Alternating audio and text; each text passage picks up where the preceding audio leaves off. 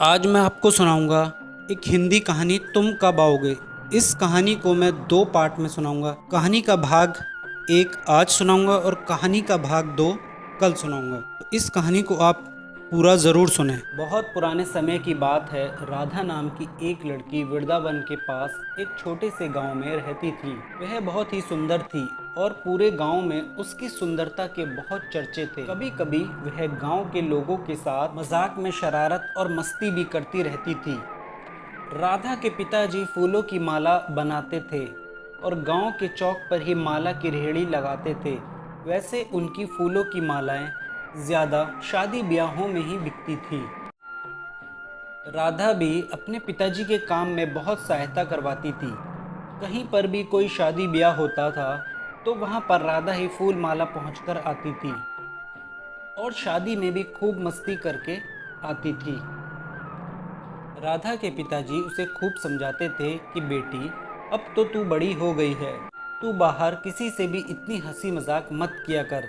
तभी राधा कहती थी, मुझे इस गांव से और अपने इन गांव वालों से बहुत ज़्यादा प्रेम है, इसलिए मुझे सबसे हंसी मजाक करके बहुत अच्छा लगता है। यह कहकर वो फिर से बाहर चली जाती है। तभी राधा के माता पिता आपस में बात करते हैं कि राधा बड़ी तो हो गई मगर उसके अंदर अभी भी बचपना ही है। वैसे राधा अब 19 साल की हो चुकी थी और उसके लिए अब शादी के रिश्ते भी आना शुरू हो गए थे। मगर राधा तो उनसे भी खूब हंसी मजाक करती और शादी के लिए यह कहकर मना कर देती थी कि अभी तो मैं बच्ची हूँ, और यह सुनते ही वो सभी लोग निराश होकर चले जाते थे। एक दिन राधा को दूसरे गांव में फूल माला लेकर जाना था, क्योंकि वहां पर एक बड़ी शादी थी। तो राधा अपनी एक सहेली को लेकर उस गांव में फूल माला लेकर पहुंच गई। जैसे ही वो फूल माला लेकर उस शादी वाले बड़े घर में घुसी, वैसे ही सामने से एक सूरज नाम का लड़का बड़ी ही तेजी से राधा की ओर आ रहा था। राधा उसे रोकने के लिए कुछ कह पाती, उतने में तो सूरज फूल माला की टोकरी के साथ राधा के ऊपर ही गिर गया। और जैसे ही वो दोनों खड़े होते हैं तो घर के सभी लोग ताली बजाने लगते हैं। तभी सूरज ने देखा कि सभी फूल मालाएं इधर उधर बिखर गईं, मगर सूरज और राधा के गले में एक एक माला डली हुई थी। राधा और सूरज एक दूसरे को देखते ही रह गए। सूरज अपने मन में सोच रहा था कि ए भगवान, यह माला वाली लड़की कितनी सुंदर है, काश इस लड़की से मेरी शादी हो जाए। उधर राधा तो अपना दिल ही सूरज के आगे हार चुकी थी। तभी सूरज राधा से कहता है, मुझे माफ़ कर देना, तुम्हें कहीं लगी तो नहीं। राधा अपनी गर्दन हिलाते हुए कहती है, नहीं। तब सूरज की माँ वहाँ पर आती है और उन्हें देखकर वो सब समझ जाती है। तभी वो सूरज से कहती है कि सूरज बेटा, यह जो माला खराब हो चुकी है, इस लड़की को इन सभी मालाओं के पूरे पैसे दे दो और इसके घर जाकर जल्दी दूसरी फूल माला लेते आओ, क्योंकि तुम्हें पता है ना कि शाम को तुम्हारी बहन की शादी है, इसलिए फूल मालाओं की ज़रूरत तो पड़ेगी। सूरज कहता है, ठीक है माँ। तभी राधा को वो उसकी बिक्री हुई माला के पैसे देता है, लेकिन राधा उन पैसों को लेने से मना कर देती है। तभी सूरज की माँ कहती है कि बेटी, यह तुम्हारी मेहनत के पैसे हैं, इसलिए ले लो। और सूरज की माँ राधा को ज़बरदस्ती ही पैसे दे देती है और उससे पूछती है कि बेटी, तुम्हारा नाम क्या है। तभी पीछे से राधा की सहेली कहती है कि माँ जी, इसका नाम राधा है। तभी उसका नाम राधा सुनते ही सूरज की माँ कहती हैं कि बेटी, नाम तो तुम्हारा तुम्हारी ही तरह बहुत ही सुंदर है। तब सूरज कहता है कि माँ, मैं अब जाऊँ इस माला वाली के साथ फूल माला लेने। सूरज की माँ कहती है कि हाँ जा, लेकिन इसका नाम माला वाली नहीं, राधा है। सूरज कहता है, ठीक है माँ, अब मैं इसे राधा ही कहूँगा। तभी राधा और उसकी सहेली फूल माला लेने सूरज को अपने घर लेकर जाते हैं। राधा का घर सूरज के घर से लगभग 2 से 2.5 किलोमीटर दूर था। सूरज जैसे ही राधा के घर पहुंचता है, वैसे ही राधा के माता पिता सूरज को देखकर चौंक जाते हैं। तभी राधा के पिताजी सोचते हैं कि ज़रूर राधा कुछ न कुछ गड़बड़ करके आई होगी। तभी वो राधा के अंदर बुलाते हैं और पूछते हैं कि राधा बेटी, यह लड़का कौन है? तब राधा कहती है कि पिताजी, यह सूरज है और आज शाम को इनकी बहन की शादी है। मेरी थोड़ी सी गलती की वजह से सारी फूलों की माला नीचे गिर गई, इसलिए यह दूसरी माला लेने आए हैं। और जो माला नीचे गिर गई थी, सूरज की माता जी ने उन फूलों की मालाओं के भी पैसे मुझे ज़बरदस्ती दे दिए। तभी राधा के पिताजी कहते हैं कि राधा, तो उस लड़के को एक गिलास लस्सी दे आ। इतने तेरी माँ और मैं इनके लिए फूलों की माला तैयार कर देते हैं। तब राधा सूरज के लिए एक बढ़िया सी लस्सी बनाकर सूरज को एक गिलास लस्सी देती है।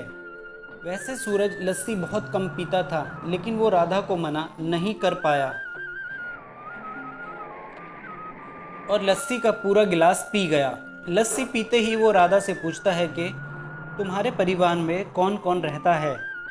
तभी राधा मुस्कुराकर कहती है कि हमारे परिवार में मेरी माँ, पिताजी और मैं ही हैं। सूरज कहता है कि तुम्हारा कोई भाई नहीं है क्या?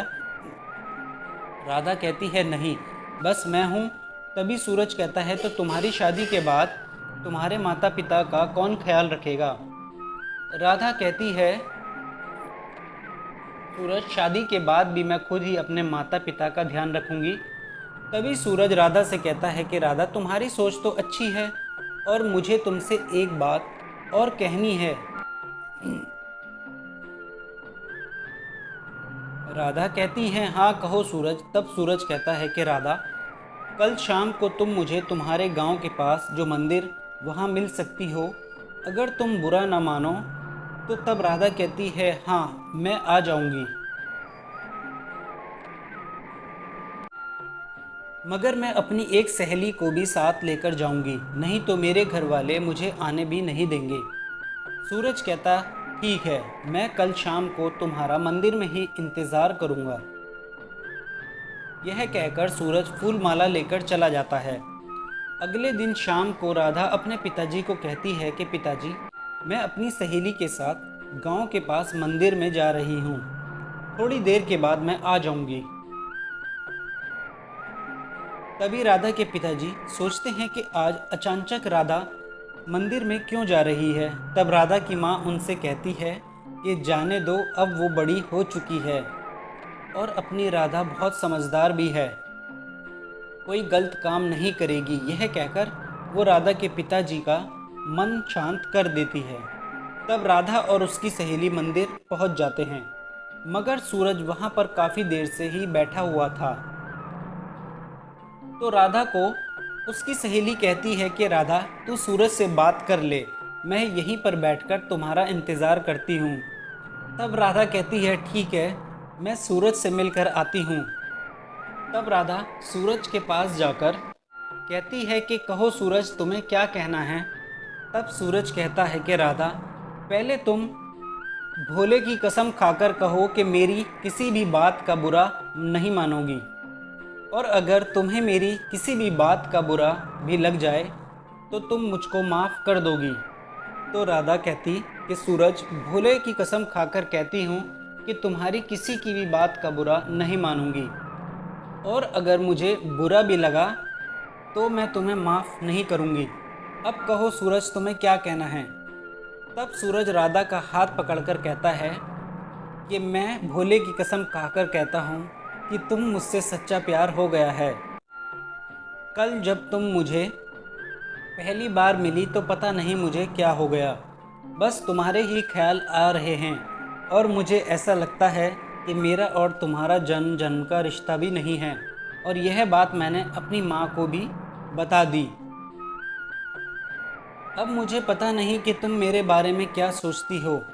तब राधा बोलती कि सूरज, सच कहूँ तो तुमसे पहली नज़र में ही प्यार हो गया था, और शायद भगवान की भी यही मर्ज़ी है तभी तो कल तुम्हारे और मेरे गले में अपने आप ही माला डल गई थी। मैंने तो उस वक्त तुम्हें अपना मान लिया था और तुम्हारे सामने तो मेरी आवाज़ ही बंद हो गई थी। ना जाने मुझे उस वक्त क्या हो गया था। पहली बार मुझे भी ऐसा एहसास हो रहा था कि ना जाने मैं कौन सी दुनिया में जा पहुंची।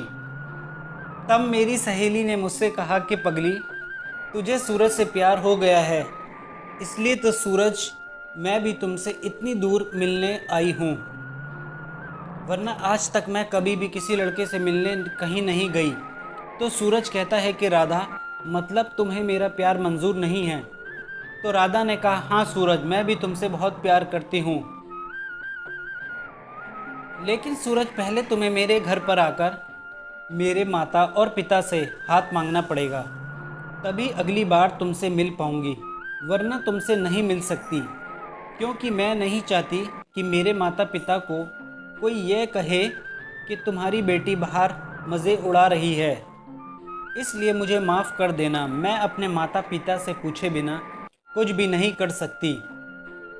तभी सूरज राधा से एक वादा करता है और कहता है, मैं इसी हफ्ते अपने माता पिता को लेकर तुम्हारे घर पर तुम्हारा हाथ मांगने ज़रूर आऊँगा, तुम मेरा इंतज़ार ज़रूर करना। राधा यह कहकर वहाँ से चला जाता है। तभी राधा और उसकी सहेली भी अपने घर आ जाते हैं। अब राधा को सूरज के आने जाने का इंतज़ार था, लेकिन अब तो एक हफ्ते से भी ऊपर हो गया था, मगर सूरज अब तक राधा के घर उसका हाथ मांगने नहीं आया। और राधा अब रोज़ ही सूरज के आने का इंतज़ार करती थी और हर समय सूरज के ही बारे में सोचती रहती थी। अपने मन में बस यही पुकारती थी कि तुम कब आओगे सूरज, तुम्हारी राधा तुम्हारा इंतज़ार कर रही है, अब आ भी जाओ सूरज। और सूरज की याद में राधा बहुत ही उदास रहने लगी थी। उसे इस हालत में देखकर पूरा गांव और राधा के माता और पिता बड़ी सोच में पड़ गए थे कि राधा को अचानक क्या हो गया। पहले तो ये हमेशा हंसती खेलती रहती थी, मगर अब इतनी उदास क्यों रहने लगी। मगर किसी को यह नहीं पता था कि राधा को किसी से सच्चा प्यार हो गया था। तो दोस्तों, कहानी का अगला भाग मैं आपके लिए कल ज़रूर लेकर आऊँगा। धन्यवाद।